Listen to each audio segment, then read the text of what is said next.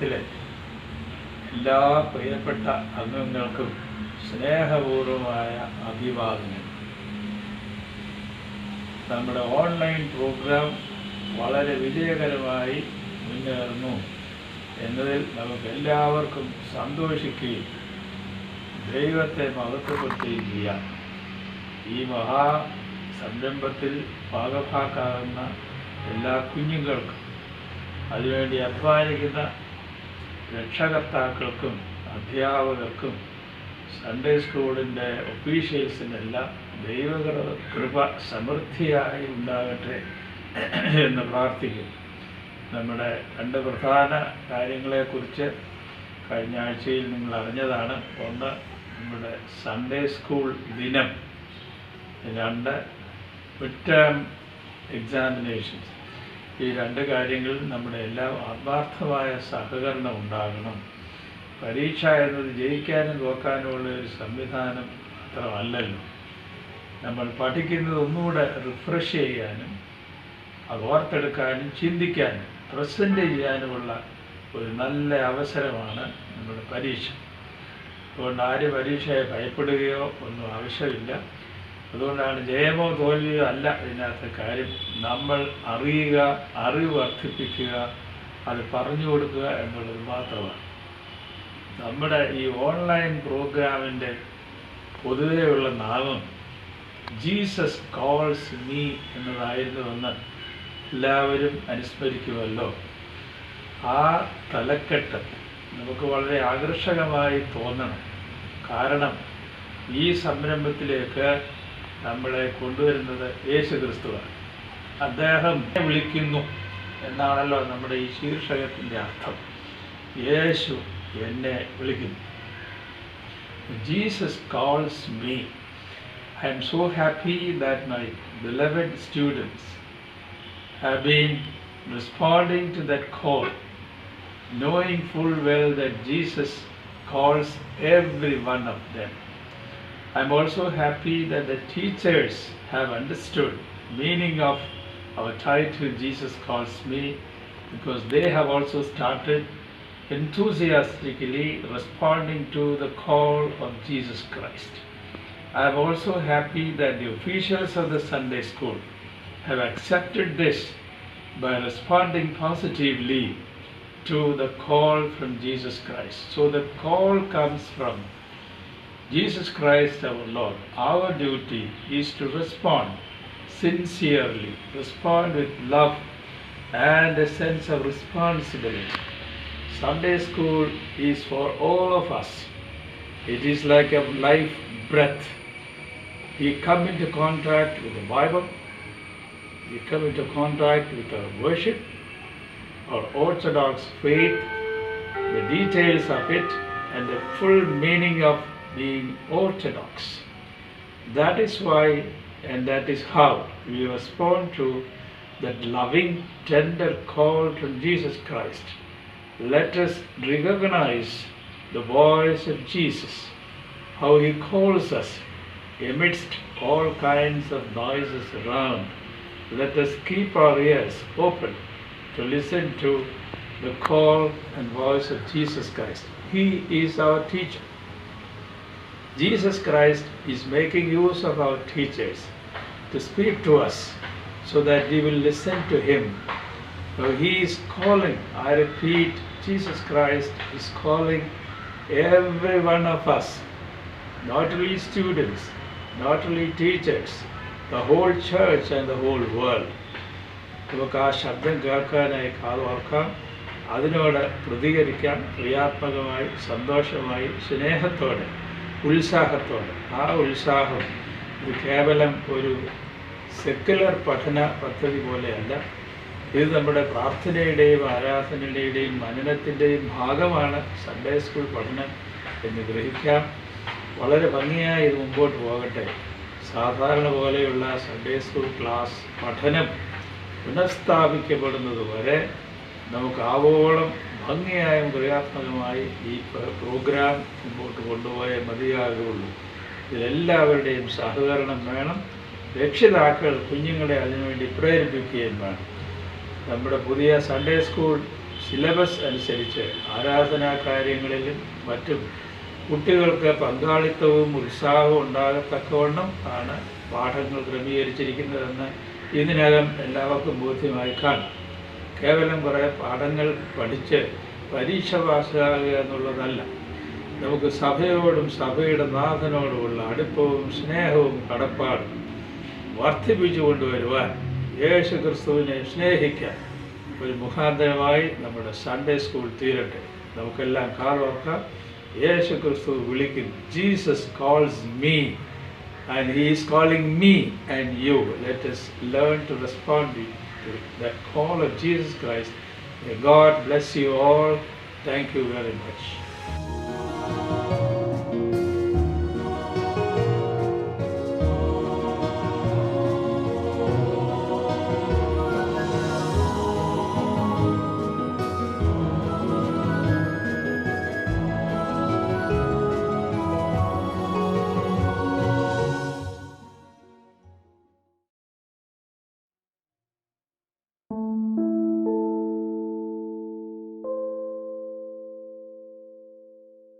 Grant me, Lord, in thy mercy, a spotless heart all untainted, but my life has gone awry because of my countless sins.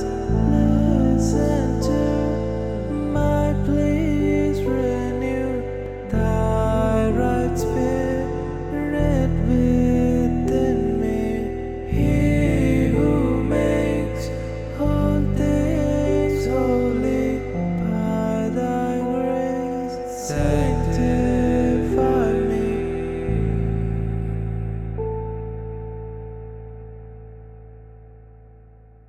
Renew thy Holy Spirit in me, Lord, thou merciful.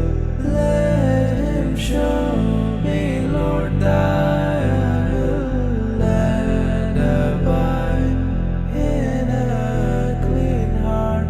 Grant me, Lord, a virtuous mind, always seeking thee only, taking out all that I shall trespass not to sinful ways.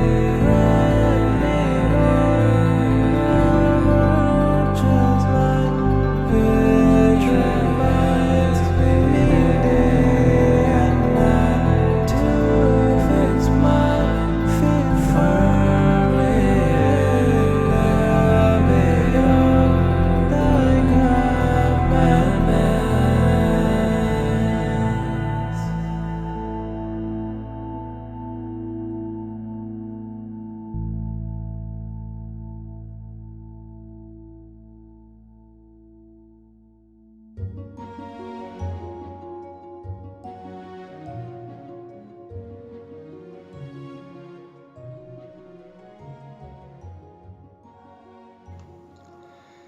എൻ്റെ പ്രിയപ്പെട്ട കുഞ്ഞുങ്ങളെ, നമസ്തേ. എൻ്റെ പേര് Jiji Thomson. ഞാൻ നിങ്ങളെപ്പോലെ ഒരു Sunday school വിദ്യാർത്ഥിയായിരുന്ന ആളാണ്. 10 class ഒരു സൺഡേ സ്കൂളിൽ പഠിച്ചിട്ടുണ്ട്, തിരുവനന്തപുരത്ത്. ഇപ്പോൾ വീണ്ടും സൺഡേ സ്കൂളിലെ കുഞ്ഞുങ്ങളോട് സംസാരിക്കാൻ എനിക്കൊരു അവസരം കിട്ടിയിരിക്കുന്നു. അതിൽ ഞാൻ വളരെ സന്തുഷ്ടനാണ്. ഞാൻ ഇന്ന് നിങ്ങളോടൊരു കഥ പറയാം. ഈ കഥ വേദപുസ്തകത്തിലുള്ള കഥയാണ്. ഇത് പഴയ നിയമത്തിലുള്ള കഥയാണ്. അതുകൊണ്ട് തന്നെ നിങ്ങൾ വായിച്ചിരിക്കാൻ മിക്കവാറും സാധ്യതയില്ല. ഈ കഥ ഏത് ഭാഗത്തെന്നറിയാമോ? രാജാക്കന്മാരുടെ പുസ്തകം. 2 പുസ്തകമുണ്ട്. 1 രാജാക്കന്മാർ, 2 രാജാക്കന്മാർ. രാജാക്കന്മാരുടെ 2 പുസ്തകങ്ങളുണ്ട്. അതിൽ രാജാക്കന്മാരുടെ 2-ാം പുസ്തകത്തിലെ 13-ാം അധ്യായത്തിൽ പറയുന്ന ഒരു കഥയാണിത്. ഞാൻ ആ കഥ മുഴുവൻ വേദപുസ്തകത്തിൽ നിന്നും വായിക്കുന്നില്ല. കഥ അങ്ങ് പറയാം, അതല്ലേ എളുപ്പം. ഇസ്രയേലിൽ ഒരു യുവരാജാവ് ഉണ്ടായിരുന്നു. കഷ്ടിച്ച് 16-17 വയസ്സ്. 16-17 വയസ്സുള്ളപ്പോൾ തന്നെ രാജാവായി. അപ്പൊ അദ്ദേഹത്തിന് വലിയ പരിശീലനമൊന്നുമില്ല, പരിചയമില്ല, എക്സ്പീരിയൻസ് ഇല്ല. അദ്ദേഹത്തെ പരിശീലിപ്പിക്കുന്ന ഒരാളുണ്ടായിരുന്നു. അദ്ദേഹത്തിന്റെ പേരായിരുന്നു എലീശ. വലിയ പ്രവാചകനായിരുന്നു.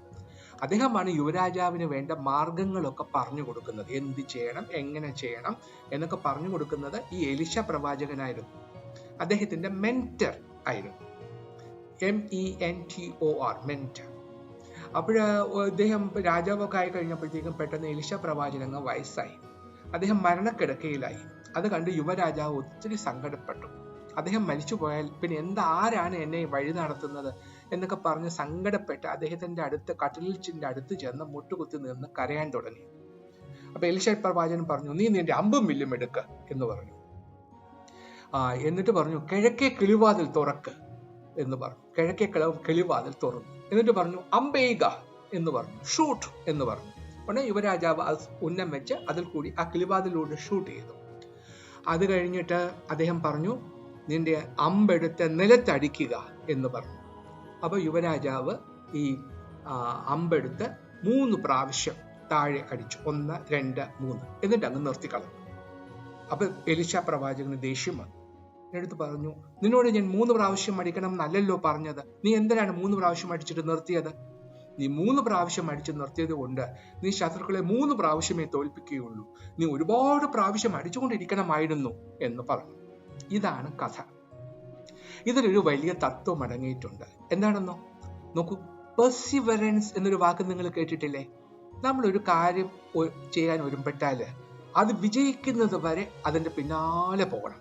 അത് ചെയ്തുകൊണ്ടേയിരിക്കണം, ജയിക്കുന്നത് വരെ. അതാണ് പെർസിവറൻസ് എന്ന് പറഞ്ഞാൽ. നിർബന്ധ ബുദ്ധി എന്ന് വേണമെങ്കിൽ മലയാളത്തിൽ പറയാം. അപ്പൊ ഇതേപോലെ ഒരു കഥ നമ്മുടെ കർത്താവും പറഞ്ഞു തന്നിട്ടുണ്ട്, ഒരു ഉപമ. അത് വിശുദ്ധ ലൂക്കോസിന്റെ സുവിശേഷം 11-ാം അധ്യായത്തിലുള്ള ഒരു കഥയാണ്, ഒരു ഉപമയാണ്. അതെന്തെന്നറിയാമോ?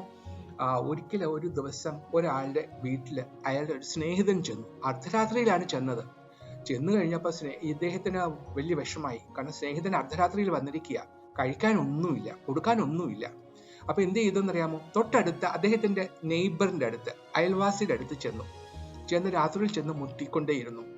എന്നിട്ട് പറഞ്ഞു, എന്റെ സ്നേഹിത, എനിക്കൊരു 3 അപ്പം കടം തരുമോ? എനിക്ക് അർദ്ധരാത്രിയിൽ എനിക്കൊരു അതിഥി വന്നു, കൊടുക്കാൻ എന്റെ കയ്യിൽ ഒന്നുമില്ല, ഒരു 3 അപ്പം എനിക്ക് വായ്പയായിട്ട് തരാമോ എന്ന് ചോദിച്ചു.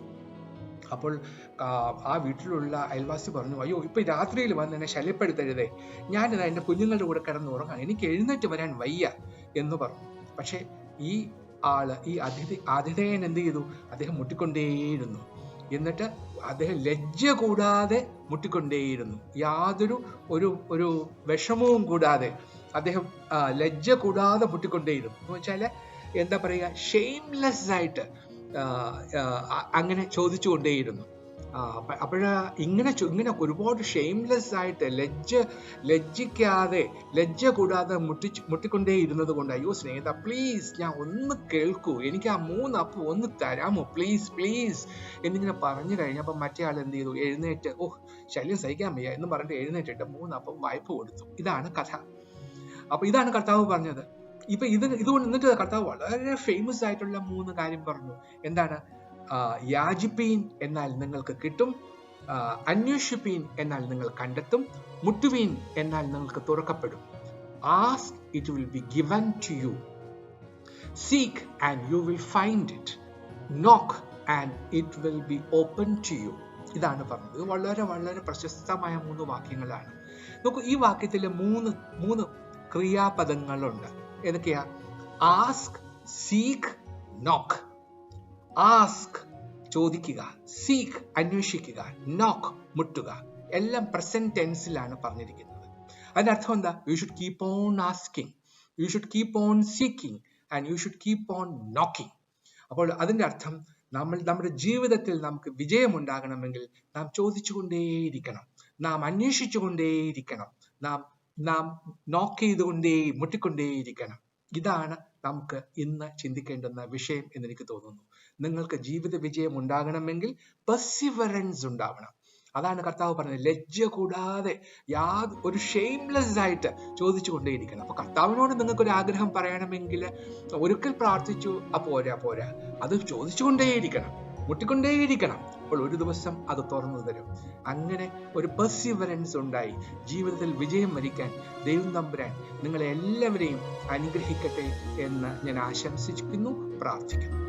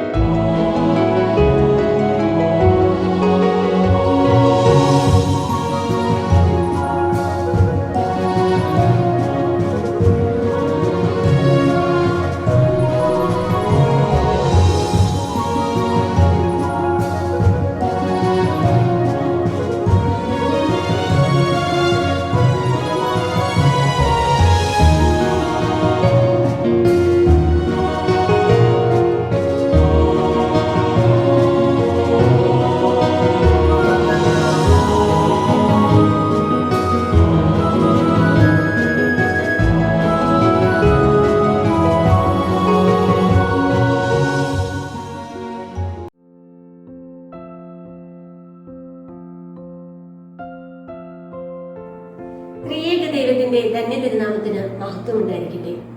Good morning to all. നമുക്കിന്ന് പഠിക്കുവാനുള്ളത് 16ാമത്തെ ചാപ്റ്ററാണ്. സഭ 12ാം നൂറ്റാണ്ട് വരെ. 1054 സഭാ വിഭജനത്തോടുകൂടി കിഴക്കൻ സഭയെന്നും പടിഞ്ഞാറൻ സഭയെന്നും ആഗോള സഭ രണ്ടായി വേർതിരിഞ്ഞ സംഭവമാണ് നമ്മുടെ പാഠഭാഗം. പാശ്ചാത്യ സഭയെന്നും പൗരസ്ത്യ സഭയെന്നും രണ്ടായി പിരിഞ്ഞിരുന്ന സഭ അന്ന് വരെ 11ാം നൂറ്റാണ്ട് വരെ ആഗോള സഭ ഒരേ വിശ്വാസത്തിൽ വ്യത്യസ്ത പ്രദേശങ്ങളിലും അധികാരങ്ങളിലുമായിരുന്നുവെങ്കിലും ഒരേ വിശ്വാസത്തിലാണ് നിലനിന്നിരുന്നത്. എന്നാൽ പിന്നീട് സഭയിൽ പലതരത്തിലുള്ള വിഭജനങ്ങൾ ഉണ്ടായിക്കൊണ്ടിരുന്നു. അതിൽ പ്രധാനപ്പെട്ടതാണ് 1054 സഭാ വിഭജനം. നമ്മുടെ മനപ്പാഠ വാക്യം ഇതാണ്. എഫേസ്യർ 6-ാം അധ്യായം അതിന്റെ 12-ാം വാക്യം. നമുക്ക് പോരാട്ടമുള്ളത് ജഡരക്തങ്ങളോടല്ല, വാഴ്ചകളോടും അധികാരങ്ങളോടും ഈ അന്ധകാരത്തിന്റെ ലോകാധിപതികളോടും സ്വർലോകത്തിലെ ദുഷ്ടാത്മ സേനയോടുമത്രേ. ഈ വാക്യം അന്വർത്ഥമാക്കുന്നത് പോലെ ജഡരക്തങ്ങൾക്ക് വേണ്ടിയുള്ള പോരാട്ടമല്ല, സഭയുടെ അധികാരങ്ങൾക്കും സ്ഥാനമാനങ്ങൾക്കും വേണ്ടി സഭാ അധികാരികൾ മേലധികാരികൾ തമ്മിലുള്ള വടംവലികളാണ് പലപ്പോഴും സഭയെ വിഭജനത്തിലേക്ക് തിരിച്ചു കൊണ്ടുവന്നത്. ഈ കിഴക്കൻ സഭയെന്നും പടിഞ്ഞാറൻ സഭയെന്നുമുള്ള വിഭജനത്തിലൂടെ ആഗോള സഭ നേരിട്ട പ്രത്യാഘാതങ്ങൾ, അവയ്ക്ക് ഇന്നുള്ള പ്രാധാന്യം, കിഴക്കൻ സഭയുടെയും പടിഞ്ഞാറൻ സഭയുടെയും ചില പ്രധാന വ്യത്യാസങ്ങൾ, അവയാണ് നമ്മുടെ ഈ ചാപ്റ്ററിൽ നമ്മൾ ഇന്ന് ചർച്ച ചെയ്യുന്നത്. 4-ാം നൂറ്റാണ്ടിൽ കോൺസ്റ്റാന്റിനോപ്പിൾ ചക്രവർത്തി ക്രിസ്തുമതം സ്വീകരിച്ചതോടുകൂടി അദ്ദേഹത്തിന്റെ രാഷ്ട്രത്തിന്റെ ഔദ്യോഗിക മതമായി ക്രിസ്തുമതത്തെ ഉയർത്തി. AD 330 ചക്രവർത്തി തന്റെ തലസ്ഥാനം സിറിയയിലെ അന്ത്യോക്യയിൽ നിന്നും ബൈസന്റൈൻ നഗരം പുതുക്കിപ്പണിത് അവിടേക്ക് മാറ്റിയതോടുകൂടി സഭയുടെ വിഭജനത്തിന് ആരംഭം കുറിച്ചു. ബൈസന്റൈൻ നഗരത്തിന് ചക്രവർത്തിയുടെ നഗരം എന്ന് പേര് വരുന്നത് പോലെ കുസ്തന്തീനോപോലിസ് എന്ന് നാമകരണം ചെയ്തു. പിന്നീട് 395 തുടർന്നു വന്ന തേവദോസ്യസ് ചക്രവർത്തി തന്റെ സഭയെ, തന്റെ രാജ്യത്തെ കിഴക്കൻ സഭയെന്നും പടിഞ്ഞാറൻ സഭയെന്നും രണ്ടായി വിഭജിച്ചുകൊണ്ട് ഭരണം നടത്തിയപ്പോൾ ഈ സഭാ വിഭജനം പൂർണ്ണതയിലെത്തി. 1054 സഭാ വിഭജനത്തെ പ്രധാനമായി നമ്മൾ എടുത്തു കാണിക്കുന്നുവെങ്കിലും നമുക്കറിയാം 1-ാം നൂറ്റാണ്ടിൽ സഭ ഏകമായിട്ടാണ് നിലനിന്നിരുന്നത്. അപ്പോസ്തല പ്രവർത്തനങ്ങൾ വായിക്കുമ്പോൾ നമുക്ക് സഭയുടെ ചരിത്രം കാണും. ആചാരാനുഷ്ഠാനങ്ങളിലും വിശ്വാസത്തിലും ആഗോള സഭ ഒറ്റക്കെട്ടായി നിന്നിരുന്നതാണ്. പിന്നീട് വേദവിപരീതങ്ങൾ ഉണ്ടായപ്പോൾ ആ വേദവിപരീതങ്ങളെ ചർച്ച ചെയ്ത് ശപിച്ച് പുറന്തള്ളുവാനായിട്ട് സഭ സാർവത്രിക സൂനകദോസുകൾ കൊടുക്കുന്നുണ്ട്. 1, 2, 3 സാർവത്രിക സൂനകദോസുകൾ ആഗോള സഭ ഒരുപോലെ അംഗീകരിക്കുന്നതാണ്. എങ്കിലും എഫേസോസിലെ സൂനകദോസിലെ നെസ്തോറിയന്റെ വിശ്വാസം സ്വീകരിച്ചുകൊണ്ട് ഒരു വിഭാഗം കൽദായ സഭ പെർഷ്യൻ സഭയൊക്കെ മാതാവിന്റെ ദൈവമാതൃത്വം അംഗീകരിക്കാതെ അന്ന് മുതൽ മാറി. അതുപോലെ തന്നെ പിന്നീട് വന്ന കൽക്കദോന്യ സൂനകദോസ് 451 കൽക്കദോന്യ സൂനകദോസിലൂടെ ഓറിയന്റൽ സഭകളും ബൈസന്റൈൻ സഭകളും എന്ന 2 വിഭാഗം ഓർത്തഡോക്സ് സഭകളിലുണ്ടായി. പിന്നീടുണ്ടായ പ്രധാന വിഭജനമാണ് 1054 സഭാ വിഭജനം. ഇതോടുകൂടി പാശ്ചാത്യ സഭയെന്നും പൗരസ്ത്യ സഭയെന്നും ആഗോള സഭ 2ആയി വേർതിരിയുകയുണ്ടായി. 1054 സഭാ വിഭജനത്തിന്റെ കാരണങ്ങൾ എന്തൊക്കെയാണെന്ന് നോക്കാം. 1054 വിഭജനത്തോടു കൂടി ഞാൻ പറഞ്ഞു ആഗോള സഭ പൗരസ്ത്യ സഭയെന്നും പാശ്ചാത്യ സഭയെന്നും 2ആയി തിരിഞ്ഞു. പാശ്ചാത്യ സഭ എന്ന് പറയുമ്പോൾ റോമൻ കത്തോലിക്ക സഭ, പൗരസ്ത്യ സഭകൾ എന്ന് പറയുമ്പോൾ ഓർത്തഡോക്സ് സഭകൾ ഒരു വിഭാഗമായി നിന്നു. ഇവിടെ ഇതിനുണ്ടായ പ്രധാന കാരണങ്ങൾ എന്ന് പറയുമ്പോൾ പാത്രിയാർക്കീസിന്റെയും റോമൻ പാപ്പായുടെയും അധികാരത്തിന് വേണ്ടിയുള്ള വടംവലികൾ, അതുപോലെ തന്നെ പാശ്ചാത്യ സഭയിലും പൗരസ്ത്യ സഭയിലും ഉണ്ടായിരുന്ന വിശ്വാസത്തിന്റെയും ആചാര അനുഷ്ഠാനങ്ങളുടെയും ഒക്കെ വ്യത്യാസങ്ങൾ, പാപ്പായുടെ അധികാര ഭ്രമം, പിന്നെ ചില രാഷ്ട്രീയ സ്പർദ്ധകൾ. ഇതിനേക്കാളൊക്കെ ഉപരിയായി പ്രധാനമായും അന്ന് വിഭജനം വന്നത് വിശ്വാസത്തെ ചോദ്യം ചെയ്യുന്ന ഒരു വേദവിപരീതത്തിനെ കുറിച്ചാണ്. അതായത് പരിശുദ്ധാത്മാവിന്റെ പുറപ്പാടിനെ കുറിച്ചുള്ള തർക്കം. പിതാവിൽ നിന്നും പുത്രനിൽ നിന്നും പരിശുദ്ധാത്മാവ് പുറപ്പെടുന്നു എന്ന് പാശ്ചാത്യ സഭകൾ പഠിപ്പിക്കുമ്പോൾ പൗരസ്ത്യ സഭകൾ പിതാവിൽ നിന്ന് പുറപ്പെടുന്നു എന്നാണ് പഠിപ്പിക്കുന്നത്. അതിനെക്കുറിച്ചുള്ള തർക്കം വന്നപ്പോഴാണ് ഈ സഭാ വിഭജനം അതിന്റെ മൂർധന്യത്തിലെത്തുന്നത്. ഇതുവരെ പഠിച്ച ഭാഗങ്ങളിൽ നിന്ന് വരാവുന്ന ചില ചോദ്യോത്തരങ്ങൾ നമുക്കൊന്ന് നോക്കാം. 1. റോമൻ ചക്രവർത്തിയായിരുന്ന കോൺസ്റ്റന്റൈൻ തന്റെ തലസ്ഥാനം എവിടേക്കാണ് മാറ്റിയത്, ഏതു വർഷം? 2. ആദിമ സഭാ വിഭജനത്തിന്റെ കാരണങ്ങൾ ഏവ? 1054 സഭാ വിഭജനത്തിന് പെട്ടെന്നുണ്ടായ കാരണം എന്താണെന്ന് നോക്കാം. പാശ്ചാത്യ സഭ റോമൻ കത്തോലിക്ക സഭയും പൗരസ്ത്യ സഭ ഓർത്തഡോക്സ് സഭകളുമായിട്ടാണ് പിരിഞ്ഞത്. ഇതിനുള്ള പ്രധാന കാരണം ഈ സഭാ മേലധികാരികൾ തമ്മിലുണ്ടായ മുടക്കാണ്. 1043 കുസ്തന്തീനോപോലിസ് പാത്രിയർക്കീസായ മിഖായേൽ സെറുലേഗി 1049 റോമൻ പാപ്പായായ ലിയോ 9 പരസ്പരമുണ്ടായ തർക്കം അവരുടെ പരസ്പര മുടക്കിലേക്ക് വഴിതിരിച്ചു. റോമൻ സഭയുടെ അധികാരത്തെ ചോദ്യം ചെയ്ത പാത്രിയാർക്കീസിനെ റോമൻ പാപ്പ മുടക്കി. റോമൻ പാപ്പായുടെ പ്രതിനിധികളെ കാണാൻ വിസമ്മതിച്ച പാത്രിയാർക്കീസ് റോമൻ പാപ്പയെ തിരിച്ചു മുടക്കി. ഇവരുടെ തമ്മിലുള്ള ഈ മുടക്കിന്റെ കാരണം കൊണ്ടാണ് സഭയിൽ 1054 സുപ്രധാനമായ വിഭജനം ഉണ്ടായത്. റോമൻ പാപ്പ എന്ന് പറയുമ്പോൾ നമുക്കറിയാം റോമിലെ സഭ സ്ഥാപിച്ചത് വിശുദ്ധ പത്രോസാണ്. വിശുദ്ധ പത്രോസാണ് 12 സ്ലീഹന്മാരുടെ തലവനെന്നും ആ പത്രോസിന്റെ പിൻഗാമിയായി വരുന്ന റോമൻ പാപ്പ ആഗോള സഭയുടെ നേതാവാണ് എന്നും ഒരു തോന്നൽ റോമൻ കത്തോലിക്ക സഭയ്ക്കുണ്ട്. അപ്പോൾ റോമിലെ പാപ്പ പറയുന്നത് എല്ലാ സഭകളും അംഗീകരിക്കണം എന്നൊരു ചിന്ത ലിയോ 9 വെച്ച് പുലർത്തിയിരുന്നു. ഈ സ്വേച്ഛാധിപത്യം പാത്രിയാർക്കീസ് അംഗീകരിച്ചു കൊടുത്തതുമില്ല സുറിയാനി സഭകൾ. അങ്ങനെ അലക്സാന്ദ്രിയയിലെയും അന്ത്യോക്യയിലെയും പാത്രിയാർക്കീസുമാർ കൂടി കോൺസ്റ്റാന്റിനോപ്പിളിലെ പാത്രിയാർക്കീസിനോട് കൂടി ചേർന്നതോടുകൂടി സഭാ വിഭജനം പൂർണ്ണമായി. ഇനി ഇതുവരെയുള്ള പാഠഭാഗങ്ങളെ കുറിച്ച് നമുക്കൊന്ന് ചിന്തിക്കാം. 1. സഭാ വിഭജനം പൂർണ്ണമായത് എങ്ങനെ? 2. കിഴക്കൻ സഭയിലും പടിഞ്ഞാറൻ സഭയിലും ഉൾപ്പെടുന്ന സഭകൾ ഏതെല്ലാം? ഈ വിഭജനങ്ങൾ മൂലമുണ്ടായ പ്രത്യാഘാതങ്ങൾ എന്തൊക്കെയാണെന്ന് നോക്കാം.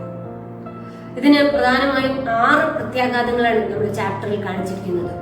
1, സഭൈക്യ പ്രവർത്തനങ്ങൾ തടസ്സപ്പെട്ടു. 2, സഭകൾ തമ്മിലുള്ള ശക്തമായിരുന്ന ബന്ധം താറുമാറായി. 3, സഭകളുടെ ഈ വിഭജനത്തോടുകൂടി നഗരങ്ങളുടെയും ദേശങ്ങളുടെയും മധ്യവർഗങ്ങളുടെയും ഉദയം സാധ്യമായി. പിന്നെ മിഷണറി പ്രവർത്തനങ്ങൾ സജീവമായി. അതുപോലെ തന്നെ സഭാ നവീകരണങ്ങൾക്ക് ഈ വിഭജനം ഒരു കാരണമായി. അതായത് നമുക്കറിയാം, ഇന്ന് ആഗോള സഭ പല ചെറിയ ചെറിയ സഭാ വിഭാഗങ്ങളായി വിഭജിച്ച് മാറിയിരിക്കുകയാണ്. നമ്മുടെ ചുറ്റുപാടും തന്നെ നമുക്ക് നോക്കിയാൽ അറിയാം. ഒന്ന് ലിസ്റ്റ് എടുക്കുകയാണെങ്കിൽ പലതരം സഭകൾ. ഈ സഭകളുടെ എല്ലാം വിഭജനത്തിനുള്ള പ്രധാന കാരണം 1054 ഈ വലിയ സഭാ വിഭജനമാണ്. റോമൻ സഭ ഒരു ഭാഗത്തും ഓറിയന്റൽ ബൈസന്റൽ ഓർത്തഡോക്സ് സഭകൾ പൗരസ്ത്യ സഭ എന്ന് പറഞ്ഞ ഒരു ഭാഗത്തുമായി. പിന്നീട് റോമൻ സഭയിൽ തന്നെ മാർട്ടിൻ ലൂതറിന്റെ നവീകരണ പ്രസ്ഥാനത്തിലൂടെ പ്രൊട്ടസ്റ്റന്റ് സഭകൾ ഉദയം ചെയ്തു. പിന്നീട് ഓർത്തഡോക്സ് സഭയിലും വിഭജനങ്ങൾ ഉണ്ടായി. ഓരോ ഭാഷയുടെ പേരിലും ആചാര അനുഷ്ഠാനങ്ങളുടെ പേരിലുമൊക്കെ ചെറിയ ഭിന്നതകൾ.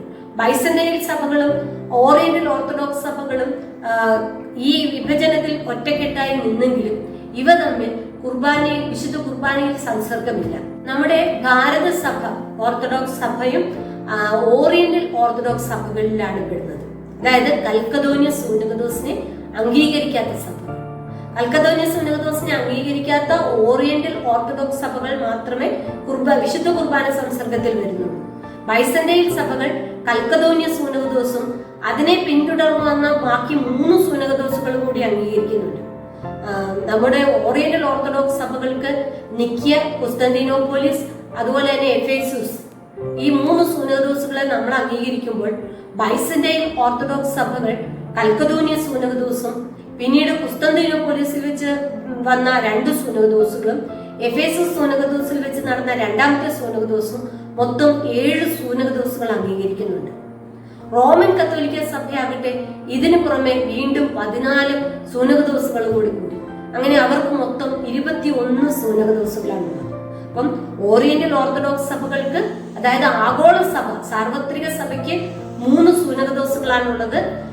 325 നിക്കിയ സൂനകദോസ്, അതുപോലെ തന്നെ 381 എഫേസസ് സൂനകദോസ്, അതുപോലെ 431 കുസ്തന്തീനോസ് സൂനകദോസ്, 451 കൽക്കദോനിയസ് സൂനകദോസ് മുതൽ ഓറിയന്റൽ ഓർത്തഡോക്സ് സഭകൾ സൂനകദോസുകളെ അംഗീകരിക്കുന്നില്ല. ബൈസാന്റിയൻ സഭകൾ തുടർന്ന് 4 സൂനകദോസുകൾ കൂടി അംഗീകരിച്ച് മൊത്തം 7 സൂനകദോസുകളെ അംഗീകരിക്കുന്നു. റോമൻ കത്തോലിക്ക സഭ 21 സൂനകദോസുകളെയാണ് അംഗീകരിക്കുന്നത്. അപ്പൊ ഇവിടെ യേശു ക്രിസ്തുവിന്റെ ആളത്വത്തെ കുറിച്ചുള്ള തർക്കം, അതാണ് ഓറിയന്റൽ സഭകളും ബൈസന്റൈൻ സഭകളും തമ്മിലുള്ള ഈ പിരിവിന് കാരണം. അപ്പൊ വിശുദ്ധ കുർബാന സംസർഗം നമുക്ക് ആ സഭകളുമായിട്ടില്ല. എങ്കിലും ഈ പരിശുദ്ധാത്മാവിന്റെ പുറപ്പാടിനെ സംബന്ധിച്ചുള്ള തർക്കം വന്നപ്പോൾ ബൈസന്റൈൻ സഭകളും ഓറിയന്റൽ സഭകളും ഒറ്റക്കെട്ടായി നിൽക്കുകയും അവിടെ റോമൻ കത്തോലിക്ക സഭ ഒറ്റപ്പെടുകയും ചെയ്തു. പിന്നീട് 1554 റോമൻ കത്തോലിക്ക സഭയിൽ വീണ്ടും പിളർപ്പുകൾ ഉണ്ടായി. പിന്നീട് ഈ പ്രൊട്ടസ്റ്റന്റ് സഭകൾ തന്നെ പലതരത്തിൽ വിഭജിച്ചുകൊണ്ടിരുന്നു. നമുക്കറിയാം, നമ്മുടെ സഭയിൽ തന്നെ, ഇവിടെ ഭാരതത്തിലെ ഓർത്തഡോക്സ് സഭയിൽ തന്നെ 2 പ്രധാന തിരിവുകളുണ്ട്. അന്ത്യോക്യ പാത്രിയാർക്കീസിന്റെ അധിനിവേശം അംഗീകരിക്കുന്ന ഒരു സഭാ വിഭാഗം, അതുപോലെ തന്നെ ഭാരതത്തിന്റെ കാതോലിക്ക സിംഹാസനത്തിൽ അടിയുറച്ചു നിൽക്കുന്ന നമ്മുടെ വിഭാഗം. വീണ്ടും ഈ 2 സഭകളിൽ നിന്നും പ്രൊട്ടസ്റ്റന്റ് സഭകളിലേക്ക് പോയി മർത്തോമ സഭ, അതുപോലെ തന്നെ റോമൻ കത്തോലിക്ക സഭയിലേക്ക് ചേർന്ന റീത്ത് പ്രസ്ഥാനങ്ങൾ, ഇങ്ങനെ പലതരത്തിലുള്ള വിഭജനങ്ങൾ ഇന്നും നടന്നുകൊണ്ടിരിക്കുന്നു. ഇതിന്റെയൊക്കെ പ്രധാന വഴിമരുന്നിട്ട സംഭവം എന്ന് പറയുന്നത് ഈ 1054 വേർതിരിവാണ്. ഇനി ഈ റോമൻ കത്തോലിക്ക സഭ എന്ന് പറയുന്ന കിഴക്കൻ സഭയും പൗരസ്ത്യ സഭകളും തമ്മിലുള്ള വ്യത്യാസങ്ങൾ 3 കാര്യത്തിലാണുള്ളത്. 1 അവരുടെ ഭാഷ, 2 ആരാധന, 3 ദൈവശാസ്ത്രം. ഇതിൽ ഭാഷ എന്ന് പറയുന്നത് റോമൻ കത്തോലിക്ക സഭയ്ക്ക് ലത്തീനാണ് അവരുടെ ഔദ്യോഗിക ഭാഷ. പൗരസ്ത്യ സഭകൾക്ക് ഗ്രീക്കാണ് സാർവത്രിക ഭാഷയാണുള്ളത്. വീണ്ടും ആരാധന വരുമ്പോൾ വിശുദ്ധ കുർബാനയിൽ നമ്മൾ ഉപയോഗിക്കുന്ന അപ്പം പുളിപ്പുള്ള അപ്പമാണ്. റോമൻ കത്തോലിക്ക സഭ പുളിപ്പില്ലാത്ത അപ്പമാണ് വിശുദ്ധ കുർബാനയ്ക്ക് ഉപയോഗിക്കുന്നത്. അതുപോലെ തന്നെ നോമ്പുകളുടെ ദിവസങ്ങളിൽ എണ്ണത്തിൽ ചില വ്യത്യാസങ്ങളുണ്ട്. നോമ്പുകൾ വ്യത്യാസമുണ്ട്, അതുപോലെ ദിവസങ്ങളുടെ എണ്ണത്തിലും വ്യത്യാസമുണ്ട്. അതുപോലെ തന്നെ നമ്മുടെ ആരാധന ക്രമീകരണങ്ങൾ, നമ്മുടെ സഭയുടെ ആരാധന നമുക്കറിയാം കുറച്ച് ദൈർഘ്യമുള്ളതാണ്. അതിലെ വിശുദ്ധ കുർബാന അർപ്പിക്കുന്ന രീതിക്കും നമ്മൾ സ്വീകരിക്കുന്നതിനും ഒക്കെ വ്യത്യാസമുണ്ട്. എന്നാൽ റോമൻ കത്തോലിക്ക സഭയിൽ ഇവ വളരെ വ്യത്യസ്തമാണ്. പുരോഹിതർ വിവാഹം കഴിക്കുന്നില്ല റോമൻ കത്തോലിക്ക സഭയിൽ. പക്ഷേ പൗരസ്ത്യ സഭകളിലെ പുരോഹിതർക്ക് വിവാഹം കഴിക്കാം, മേൽപ്പട്ടക്കാർക്ക് വിവാഹം അനുവദിച്ചിട്ടില്ല. അതുപോലെ തന്നെ പുരോഹിതർ താടി വളർത്തുന്നു, അതും പൗരസ്ത്യ സഭകളിൽ അനുവദിച്ചിട്ടുണ്ട്. അത് ഒരു പ്രധാന വ്യത്യാസമാണ്. അതുപോലെ തന്നെ ദൈവശാസ്ത്രം ഞാൻ പറഞ്ഞു, ഈ 1054 സഭാ വിഭജനത്തിന് കാരണമായത് പരിശുദ്ധാത്മാവിന്റെ പുറപ്പാടിനെ സംബന്ധിച്ചുള്ള തർക്കമായിരുന്നു. പിതാവിൽ നിന്നും പുത്രനിൽ നിന്നും പരിശുദ്ധാത്മാവ് പുറപ്പെടുന്നു എന്നാണ് കത്തോലിക്ക സഭയുടെ വിശ്വാസ പ്രമാണത്തിൽ അവർ ചൊല്ലുന്നത്. പക്ഷെ പൗരസ്ത്യ സഭയുടെ വിശ്വാസ പ്രമാണം പരിശോധിക്കുമ്പോൾ നമുക്കറിയാം, പിതാവിൽ നിന്ന് പുറപ്പെട്ട് പിതാവിനോട് പുത്രനോട് കൂടെ വന്ദിക്കപ്പെടുന്നവനും സ്തുതിക്കപ്പെടുന്നവനുമായ പരിശുദ്ധ റൂഹ എന്നാണ് നമ്മൾ ചൊല്ലുന്നത്. അതുപോലെ തന്നെ പാശ്ചാത്യ സഭ, റോമൻ കത്തോലിക്ക സഭ ശുദ്ധീകരണ സ്ഥലം, അതായത് പർക്കൂസായി വിശ്വസിക്കുന്നുണ്ട്. ശുദ്ധീകരണ സ്ഥലം എന്ന് പറഞ്ഞാൽ മരിച്ച ആത്മാക്കൾ അവരുടെ സ്വർഗരാജ്യത്തിലുള്ള പ്രവേശനത്തിന് വേണ്ടി ഒരു പ്രത്യേക സ്ഥലത്ത്, നരകമല്ല, നരകത്തിനും സ്വർഗത്തിനും ഇടയ്ക്കുള്ള ശുദ്ധീകരണ സ്ഥലത്ത് താമസിക്കുന്നുവെന്നും അവിടുത്തെ അവരുടെ പ്രാർത്ഥനകളിലൂടെയും വിശ്വാസികൾ നടത്തുന്ന പ്രാർത്ഥനകളിലൂടെയും അവർക്ക് സ്വർഗരാജ്യത്തിൽ പ്രവേശിക്കുവാനുള്ള അനുവാദം ലഭിക്കും എന്നും കത്തോലിക്ക സഭ പഠിപ്പിക്കുന്നുണ്ട്. എന്നാൽ ഈ പഠിപ്പിക്കൽ പാശ്ചാത്യ സഭ നിരാകരിച്ചിരിക്കുകയാണ്. അതുപോലെ തന്നെ പരിശുദ്ധാത്മാവിന്റെ പുറപ്പാടിനെ കുറിച്ച് ഞാൻ പറഞ്ഞു. അപ്പൊ ഈ രണ്ട് പ്രധാന തർക്കമാണ് ദൈവശാസ്ത്ര കാര്യത്തിൽ നമുക്കുള്ളത്. പൗരസ്ത്യ സഭയുടെ ഓർത്തഡോക്സി എന്ന് പറയുന്നത് ആഗോള സഭയുടെ മുഴുവൻ സത്യമായ സ്തുതി ചൊവ്വാക്കപ്പെട്ട വിശ്വാസമാണ് ഓർത്തഡോക്സ് വിശ്വാസം. നമ്മുടെ കാതോലികവും അപ്പസ്തോലികവും സാർവത്രികവുമായ ഏകവും വിശുദ്ധവുമായ മലങ്കര ഓർത്തഡോക്സ് സഭയിലാണ് നമ്മൾ അംഗമായിരിക്കുന്നത്. അപ്പം നമ്മുടെ മതോപദേശ സാരങ്ങൾ എന്ന പുസ്തകത്തിൽ പരിശുദ്ധ വട്ടശ്ശേരി തിരുമേനി പറയുന്നുണ്ട്, സത്യവിശ്വാസം എന്താണ് എന്ന് ആദ്യം മനസ്സിലാക്കിയില്ല എങ്കിൽ മറ്റുള്ളവർ ആദ്യം പഠിപ്പിക്കുന്നത് സത്യമാണെന്ന് വിശ്വസിച്ച് നമ്മുടെ സത്യവിശ്വാസത്തെ തള്ളിപ്പറഞ്ഞ് അവിടേക്ക് പോകുവാൻ കാരണമായേക്കാം. അങ്ങനെ വരാതിരിക്കാനാണ് നമ്മുടെ സഭ സൺഡേ സ്കൂളിലൂടെ ഈ ചരിത്രവും സഭയുടെ വിശ്വാസങ്ങളും ഒക്കെ നമ്മളെ പഠിപ്പിക്കുന്നത്. അപ്പൊ നിങ്ങൾ ഇനിയും ഇതിനെക്കുറിച്ച് കൂടുതലായിട്ട് അറിയുവാൻ നമ്മുടെ മലങ്കര സഭാ വിജ്ഞാന കോശമുണ്ട്. അതുപോലെ തന്നെ ഓരോ സൺഡേ സ്കൂളിലും സൺഡേ സ്കൂൾ ലൈബ്രറി ഉണ്ട്. നിങ്ങൾ ഇനി സൺഡേ സ്കൂളിൽ പോകാൻ തുടങ്ങുമ്പോൾ ലൈബ്രറിയിൽ നിന്ന് ഇതിന്റെയൊക്കെ വിശദമായ പുസ്തകങ്ങൾ എടുത്തിട്ട് നമ്മുടെ സത്യവിശ്വാസത്തെ കുറിച്ച് കൂടുതലായിട്ട് മനസ്സിലാക്കണം. അല്ലെങ്കിൽ ഇനി ഉപരിപഠനത്തിനൊക്കെ നിങ്ങൾ മറ്റു സ്ഥലങ്ങളിലും ഹോസ്റ്റലുകളിലും ഒക്കെ പോയി താമസിക്കുമ്പോൾ ഈ പ്രൊട്ടസ്റ്റന്റ് സഭാ വിഭാഗത്തിലുള്ളവരുടെ പഠിപ്പിക്കലുകൾ കേട്ടിട്ട് ചിലപ്പോൾ അങ്ങോട്ട് ചായുവാനായിട്ട് ഇന്നത്തെ തലമുറയിൽ അത് വലിയൊരു വെല്ലുവിളി തന്നെയാണ്. അതുകൊണ്ട് സത്യവിശ്വാസം നമ്മൾ ശരിയായിട്ട് മനസ്സിലാക്കണം. അതിനുവേണ്ടിയാണ് നമ്മുടെ സഭ ഈ ഇത്രയും നല്ല സഭാ പഠനമൊക്കെ നമുക്ക് വേണ്ടി നൽകിയിരിക്കുന്നത്. നമുക്ക് ഇത്രയും പഠിച്ച ഭാഗങ്ങളെ കുറിച്ചൊന്ന് ചിന്തിക്കാം. 1. സഭാ വിഭജനത്തിന്റെ പ്രത്യാഘാതങ്ങൾ എന്തെല്ലാം? 2. പാശ്ചാത്യ പൗരസ്ത്യ സഭകൾ തമ്മിലുള്ള വ്യത്യാസങ്ങൾ എന്തെല്ലാം? 3. സഭയിൽ വിഭജനമുണ്ടായിരുന്നില്ലെങ്കിൽ സഭയുടെ അവസ്ഥ എന്താകുമായിരുന്നു? 1054 സഭാ വിഭജനത്തിന്റെ കാരണങ്ങൾ, അവയുടെ പ്രത്യാഘാതങ്ങൾ, അവ തമ്മിലുള്ള വ്യത്യാസങ്ങളൊക്കെ നമ്മൾ ഈ പാഠത്തിലൂടെ പഠിച്ചു കഴിഞ്ഞു.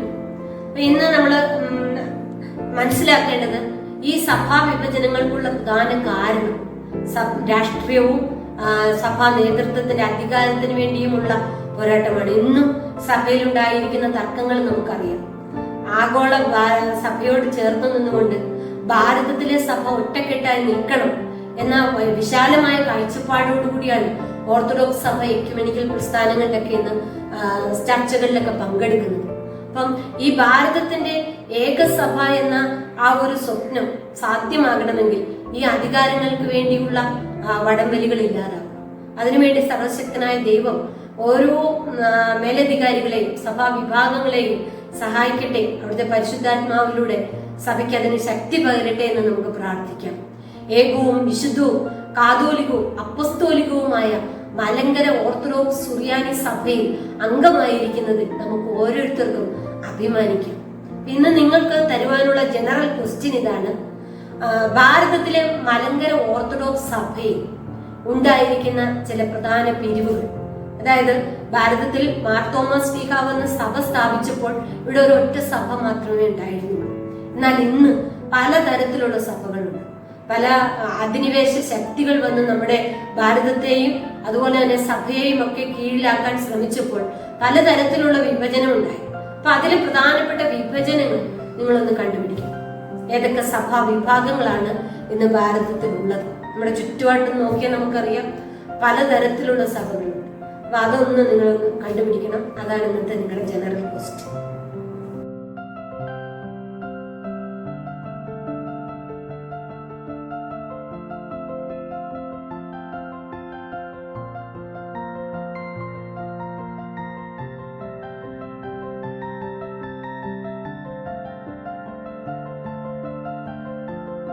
ഇന്നത്തെ ഈ ചാപ്റ്ററിലൂടെ നമ്മൾ സഭാ വിഭജനത്തെ കുറിച്ച് പഠിച്ചു.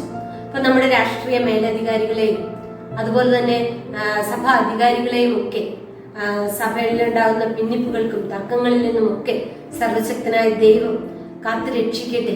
അവയെ ശണ്ഠകളും കലഹങ്ങളും ഒക്കെ നമ്മുടെ സഭയിൽ നിന്നും ഇല്ലാതാക്കട്ടെ. ഭാരതത്തിന്റെ സഭ ഏകസഭയായി നിലനിൽക്കുവാൻ സർവശക്തനായ ദൈവം അനുഗ്രഹിക്കട്ടെ എന്ന് പ്രാർത്ഥിച്ചുകൊണ്ട് നിർത്തുന്നു. നന്ദി.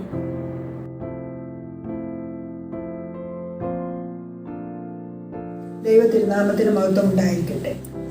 എല്ലാവർക്കും ഒരിക്കൽ കൂടി ഓൺലൈൻ ക്ലാസ്സിലേക്ക് സ്വാഗതം. ഇന്ന് നമ്മൾ പഠിക്കാൻ പോകുന്ന പാഠഭാഗം ചാപ്റ്റർ 17 കുരിശ് യുദ്ധങ്ങൾ. നമുക്ക് പാഠഭാഗത്തേക്ക് പോകുന്നതിന് മുമ്പ് ബൈബിൾ വാക്യം പഠിക്കണം. ഇന്നത്തെ വാക്യം 27 സങ്കീർത്തനം 11 വാക്യം. യഹോവേ, നിന്റെ വഴി എന്നെ കാണിക്കണമേ, എൻ്റെ ശത്രുക്കൾ നിമിത്തം നേരെയുള്ള പാതയിൽ എന്നെ നടത്തണമേ. ഈ വാക്യം എല്ലാവരും മനസ്സിലാക്കി പഠിക്കണം. ഇനി നമ്മൾ പാഠഭാഗത്തേക്ക് പോവാണ്. ഇന്നത്തെ പാഠഭാഗം കുരിശ് യുദ്ധമാണെന്ന് പറഞ്ഞു. നമുക്ക് ഇന്നലത്തെ ദിവസമാണ് ഓഗസ്റ്റ് 15 ഇന്ത്യക്ക് സ്വാതന്ത്ര്യം കിട്ടിയത്.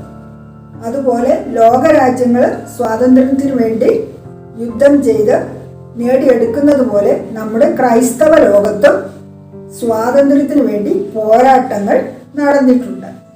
അവയിൽ പ്രധാനപ്പെട്ട ഒന്നാണ് കുരിശ് യുദ്ധങ്ങൾ. അവയെക്കുറിച്ചാണ് നമ്മൾ ഇന്ന് പഠിക്കുവാൻ പോകുന്നത്.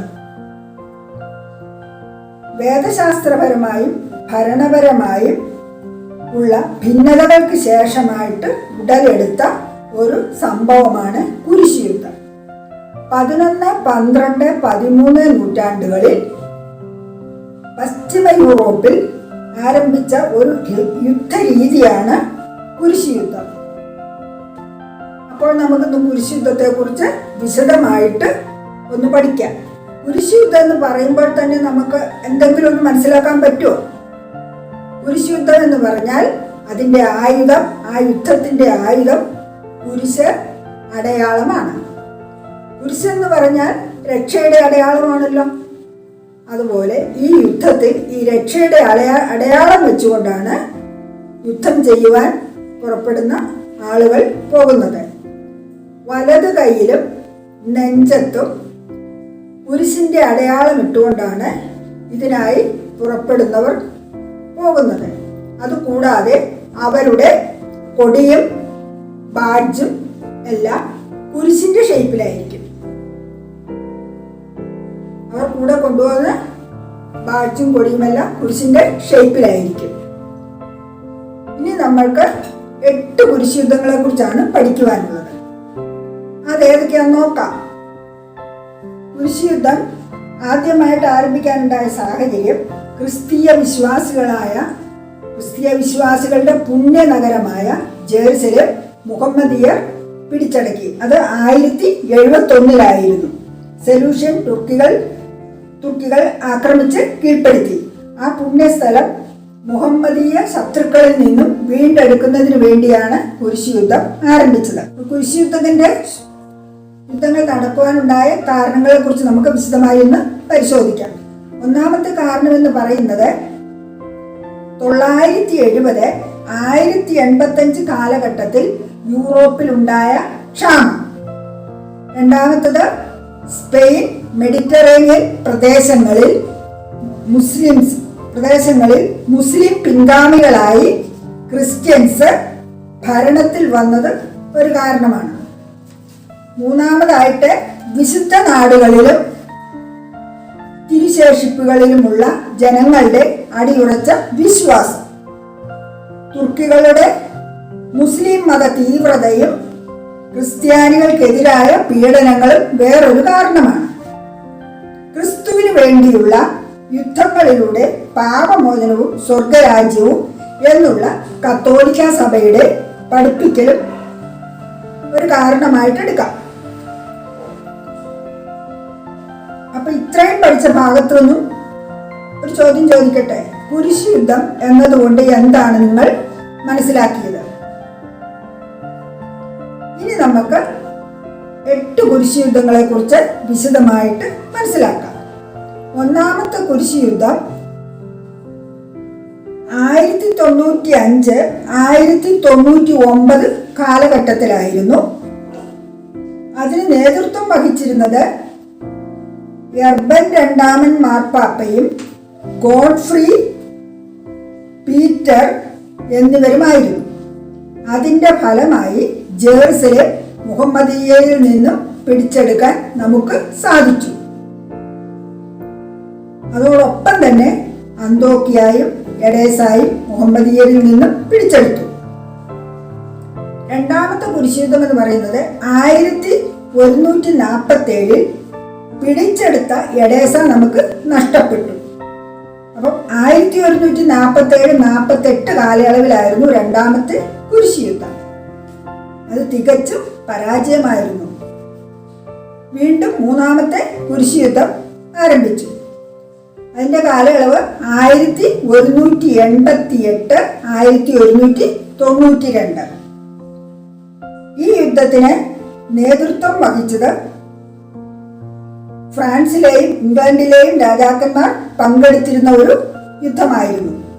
അതിന് കാരണം തുർക്കി സുൽത്താൻ സലാഡിൻ ജെറുസലേം വീണ്ടും തിരിച്ചു പിടിച്ചു.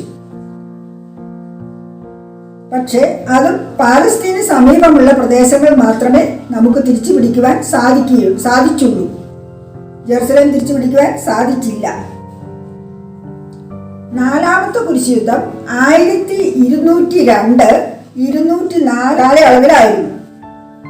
അതിന്റെ നേതൃത്വം വഹിച്ചത് ഇന്നസെന്റ് മൂന്നാമൻ മാർപ്പാപ്പയായിരുന്നു. അതിന്റെ റീസൺ എന്ന് പറഞ്ഞാൽ കുസ്തന്തീനോപോളിസിലെ രാജാവിനെ നീക്കം ചെയ്ത് അവിടെ ലത്തീൻ സാമ്രാജ്യം സ്ഥാപിക്കുകയായിരുന്നു ഇതിലൂടെ നടന്നത്. ഈ സമയത്ത് ഇന്നസെന്റ് മൂന്നാമൻ മാർപ്പാപ്പയുടെ കാലത്ത് തന്നെ വേറൊരു പ്രത്യേകത ഉണ്ടായി. അത് കുട്ടികളുടെ കുരിശുയുദ്ധമായിരുന്നു. കുട്ടികൾ ഏകദേശം 30,000 കുട്ടികൾ കുരിശുയുദ്ധത്തിനായി പുറപ്പെട്ടു. ബാലികാ ബാലന്മാരും ഉണ്ടായിരുന്നു. ആ യുദ്ധവും പരാജയത്തിൽ കലാശിച്ചു. കുറെ അധികം പേർ കൊല്ലപ്പെടുകയും ബാക്കിയുള്ളവരെ അടിമകളാക്കി കൊണ്ടുപോവുകയും ചെയ്തു. വീണ്ടും നമ്മൾ പഠിച്ച ഭാഗത്തുനിന്ന് ക്വസ്റ്റ്യൻസ് ചോദിക്കുകയാണ്. കുട്ടികളുടെ കുരിശുയുദ്ധം ആരുടെ കാലത്താണ്, ആരുടെ നേതൃത്വത്തിലാണ് നടന്നത്? അതുപോലെ തന്നെ കുട്ടികളുടെ കുരിശുയുദ്ധം എന്ന് വെച്ചാൽ എന്താണ്? വീണ്ടും നമുക്ക് തുടർന്ന് പഠിക്കാം. അഞ്ചാമത്തെ കുരിശുയുദ്ധം 1217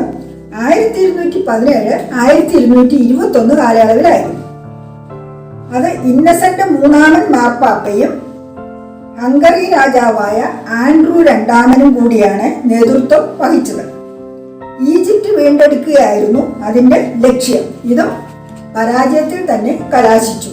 വീണ്ടും നമ്മൾ 6ാമത്തെ കുരിശുയുദ്ധത്തിലേക്ക് മനസ്സിലാക്കുകയാണ്. അതിന്റെ കാലയളവ് 1228 1229. കുരിശുയുദ്ധങ്ങളിൽ പങ്കെടുക്കുന്നതിൽ താല്പര്യം കാണിക്കാതിരുന്ന ജർമ്മൻ ചക്രവർത്തി ഫ്രെഡറിക് രണ്ടാമൻ നേതൃത്വം വഹിച്ചു. ഒരു ഉടമ്പടിയിലൂടെ ജെറുസലേം, ബേത്ലഹേം, നസ്രത്ത്, യോപ്പ തുടങ്ങിയ പ്രദേശങ്ങൾ പിടിച്ചെടുത്തു. 7ാമതായിട്ട് വീണ്ടും കുരിശുയുദ്ധം ഉണ്ടായി. 1248 1254. ഇത് ഇന്നസെന്റ് 4ാമൻ മാർപ്പാപ്പയും ഫ്രാൻസിലെ രാജാവ് ലൂയി 9ാമനും നേതൃത്വം വഹിച്ചുകൊണ്ടാണ് ഈ കുരിശുയുദ്ധം നടന്നത്. 1244 തുർക്കി വീണ്ടും ജെറുസലേം കീഴടക്കിയിരുന്നു. അതായിരുന്നു ഈ യുദ്ധത്തിന് പ്രേരകമായി ഉണ്ടായത്. പക്ഷെ അതും പരാജയപ്പെട്ടു. വീണ്ടും 8ാമതായി ഒരു കുരിശുയുദ്ധം കൂടി ഉണ്ടായി.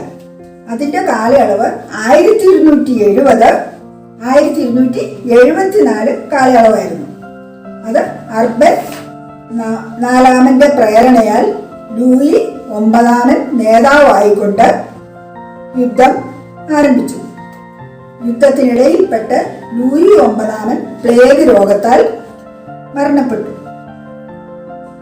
2 വർഷത്തിന് ശേഷം ഒരു ഉടമ്പടി ഉണ്ടാവുകയും യെരുസലേമിന്റെ മേജർ പാർട്സും മുഹമ്മദിയരുടെ കയ്യിൽ തന്നെ ആകുകയും ചെയ്തു.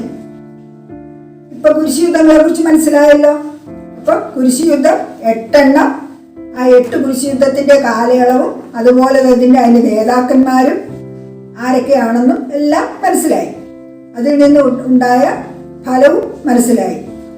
ചില യുദ്ധങ്ങൾ പരാജയപ്പെട്ടു, ചില യുദ്ധങ്ങൾ പൂർണ്ണമായിട്ടും വിജയിച്ചതുകൊണ്ട്, കുറച്ച് ഭാഗമായിട്ടും വിജയിച്ചതുകൊണ്ട്. ഇനി നമുക്ക് ഇതിന്റെ ഫലം എന്തൊക്കെയാണെന്ന് ഒന്നുകൂടെ പഠിക്കാം. പൗരസ്ത്യ സാമ്രാജ്യം ക്ഷയിക്കുന്നതിന് കാരണമായി. ക്രിസ്ത്യാനികളുടെ സംഘടനാബോധവും ദൈവവിചാരവും വർദ്ധിച്ചു വന്നു. പൗരസ്ത്യ പാശ്ചാത്യ ക്രിസ്ത്യാനികളുടെ ഭിന്നതയും കൂടി. റോമൻ പാപ്പായുടെ ശക്തി സീമാതീതമായി വർദ്ധിച്ചു. യൂറോപ്യൻ സംസ്കാരത്തിന്റെ വ്യാപനത്തിനും കാരണമായി. ക്രിസ്ത്യാനികളും മുസ്ലിങ്ങളും തമ്മിലുള്ള ശത്രുതയ്ക്കും കൂടുതൽ വർദ്ധിച്ചു. ഈ പാഠഭാഗത്തെ ആസ്പദമാക്കി പരിശുദ്ധ പരിമല തിരുമേനിയുടെ വാക്കുകൾ നമുക്ക് ഓർക്കാം. സമാധാനത്തിന്റെ മനുഷ്യർ ചുരുക്കവും കലഹത്തിന്റെ പുത്രന്മാർ വളരെയും ആകുന്നു. അത് ഒടുക്കകാലം ആകൊണ്ടായിരിക്കാം. ഇനി നമുക്ക് സ്ലീബ പെരുന്നാളിൽ പാടുന്ന ഒരു ഗീതം ആലപിക്കാം. സ്ലീബാതൻ സ്മൃതിനാൾ സഭയും മക്കളുമാളാദിക്കുന്നു. സ്ലീബായാൽ രക്ഷിച്ചോന ആത്മജനെ വാഴ്ത്തിയിടുന്നു. സ്ലീബാവാനവരെ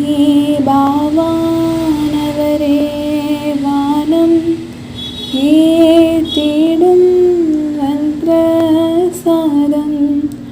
ഭൂവെല്ലാം ഘോഷിച്ചിടും സ്ലീബാതൻ സ്മരണം കാമ്യം. ജേതാവാം കുസ്തന്തീനോസ് സ്ലീബായ ജയമാർജിച്ചു. ഗീതം കേട്ടല്ലോ. നമ്മൾ പഠിച്ച പാഠഭാഗത്തെ ആസ്പദമാക്കി ഒരു തീരുമാനം നമുക്കെടുക്കാം. സഭാചരിത്രത്തിൽ സുപ്രധാന പോരാട്ടങ്ങളായ കുരിശ് യുദ്ധങ്ങളെ പറ്റി ഞങ്ങൾ മനസ്സിലാക്കി. ക്രൈസ്തവ സഭയുടെ ജനതയുടെ പോരാട്ട വീര്യം എത്ര അധികമായിരുന്നുവെന്നും ഞങ്ങൾക്ക് മനസ്സിലായി. സഭയുടെ സ്വാതന്ത്ര്യത്തിനായി പോരാടിയ എല്ലാ പിതാക്കന്മാരെയും ഞങ്ങൾ എക്കാലവും സ്മരിക്കും. അവരുടെ നല്ല മാതൃക ഞങ്ങൾ പിന്തുടരും. ഇനി പാഠഭാഗം അവസാനിക്കുന്നതിന് മുമ്പ് കുറച്ച് ക്വസ്റ്റ്യൻസ് ഉണ്ട്. കുരിശുയുദ്ധങ്ങളെ എങ്ങനെ നിർവചിക്കാം? 2. കുരിശുയുദ്ധങ്ങളിലേക്ക് നയിച്ച സാഹചര്യങ്ങൾ ഏതെല്ലാം? 3. കുരിശുയുദ്ധങ്ങളിൽ നിങ്ങളെ ആകർഷിച്ച 3 പ്രസ്താവിക്കുക, അതിന്റെ കാരണവും വിശദീകരിക്കുക. 4. കുരിശുയുദ്ധങ്ങൾ റോമൻ പാപ്പാമാരെ കേന്ദ്രീകരിച്ച് നടന്നിട്ടുള്ളതാണ്, എന്തുകൊണ്ട്? 5. കുരിശുയുദ്ധങ്ങളുടെ പൊതു സ്വഭാവങ്ങൾ വിശദീകരിക്കുക. 6. കുരിശുയുദ്ധങ്ങളുടെ ഫലങ്ങൾ എന്തെല്ലാം?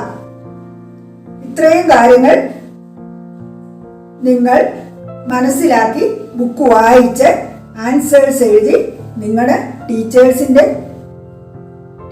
അയച്ചു കൊടുക്കുക. ഈ പാഠഭാഗം അവസാനിക്കുന്നതിന് മുമ്പ് നമ്മൾ എന്തൊക്കെ പഠിച്ചു? കുരിശുയുദ്ധം എന്താണെന്ന് മനസ്സിലാക്കി. കുരിശുയുദ്ധങ്ങൾ എത്രയുണ്ട്? 8 എണ്ണമുണ്ട്. അതിൻ്റെ ഓരോ കാലയളവ് മനസ്സിലാക്കി.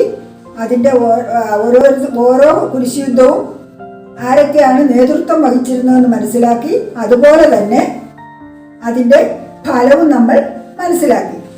പിന്നെ നമ്മൾ എന്ത് മനസ്സിലാക്കി? കുട്ടികളുടെ കുരിശുയുദ്ധത്തെക്കുറിച്ച് മനസ്സിലാക്കി. പിന്നെ ഇതിന് ശേഷം അതിൻ്റെ ഈ കുരിശുയുദ്ധങ്ങളുടെ ഫലമായിട്ട് എന്തൊക്കെ സംഭവിച്ചു എന്ന് അതും നമ്മൾ മനസ്സിലാക്കി. പാഠഭാഗം അവസാനിക്കുന്നതിന് മുമ്പ് നമുക്ക് അപേക്ഷ ചൊല്ലാം, പ്രാർത്ഥിക്കാം. തലകളെ വണക്കി കണ്ണുകളടച്ച് പ്രാർത്ഥിക്കാം. കർത്താവേ, നിന്റെ സ്ലീബായാൽ ആദാമിന്റെ വർഗം രക്ഷിക്കപ്പെട്ടു. നിന്റെ സ്ലീബായാൽ വലത്തുഭാഗത്തെ കള്ളൻ നിത്യജീവനെ അവകാശമാക്കി. നിന്റെ വിശുദ്ധ സഭ നിന്റെ സ്ലീബായാൽ പ്രശംസിച്ചു. സ്ലീബ അതിൻ്റെ പരിചയമാകുന്നുവെന്ന് ലജ്ജിക്കാതെ ഏറ്റുപറയുകയും ചെയ്യുന്നു.